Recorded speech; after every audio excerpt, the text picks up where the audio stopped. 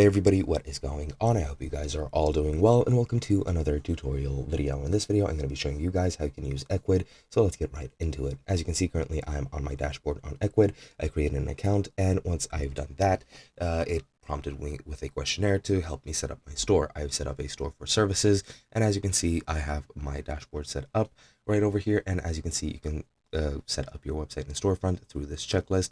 You can also add products or services, review regional settings, choose how to deliver your goods, and set up payment options. Now, to do these, you can just click on them freely, or you can just do it yourself.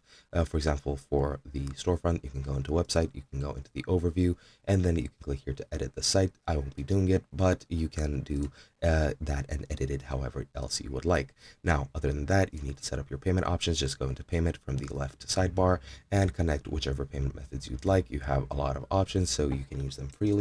And other than that, you can set up a couple different things, such as your products. Go into your catalog, go into products, click here to add a new product. You can bulk edit all of them, or you can import or export products if you want to. The export all function does require a paid plan, so I can't do it myself, but that's pretty much it. You also have these alerts at the bottom right if you wish to have some assistance.